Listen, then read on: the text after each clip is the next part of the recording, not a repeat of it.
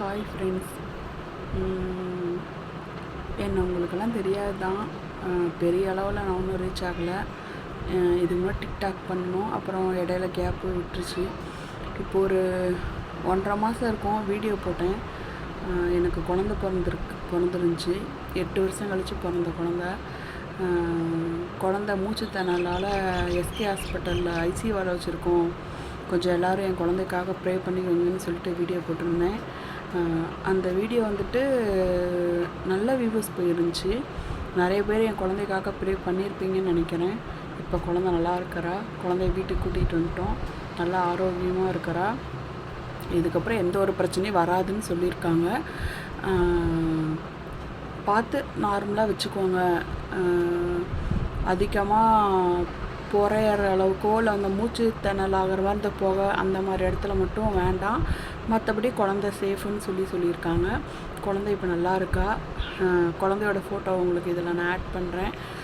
என் குழந்தைக்காக நிறைய பேர் ப்ரே பண்ணியிருந்தீங்க. எல்லாருக்கும் ரொம்ப ரொம்ப தேங்க்ஸ்.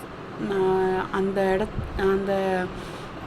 சுச்சுவேஷனில் எனக்கு நிறைய பேர் நிறைய ஹெல்ப் பண்ணாங்க. பண ரீதியாகவும் சரி, மன ரீதியாகவும் சரி, ஆறுதலாகவும் சரி.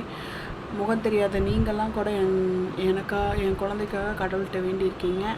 இதெல்லாம் என்றைக்குமே நாங்கள் மறக்க மாட்டோம்.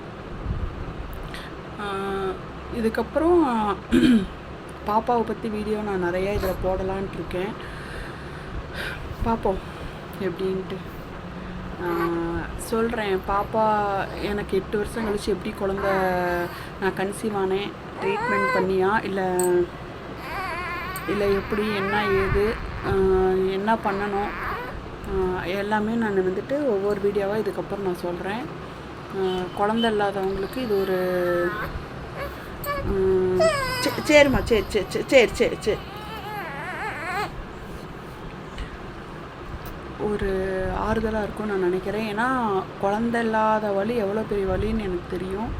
ரொம்ப அனுபவிச்சிருக்கேன். இன்றைக்கி எனக்கு குழந்த பிறந்தாலும் குழந்த இல்லைன்னு யாராவது சொல்லும்போது என்னால் அது தாங்கிக்கவே முடியல. அந்த வலி வேதனை நான் 8 வருஷமாக அனுபவிச்சிருக்கேன். ஸோ நான் அந்த வீடியோ வர நான் கொஞ்சம் கொஞ்சமாக நான் போடுறேன்.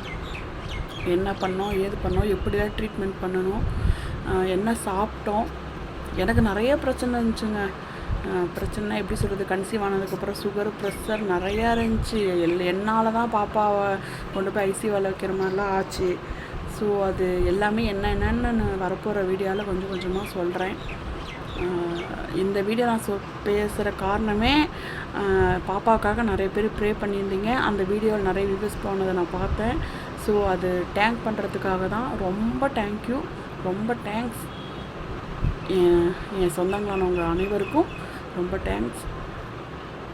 எப்போவுமே உங்களோட பிளெஸ்ஸிங் எங்கள் பாப்பாவுக்கு கண்டிப்பாக வேணும். ரொம்ப தேங்க்யூ.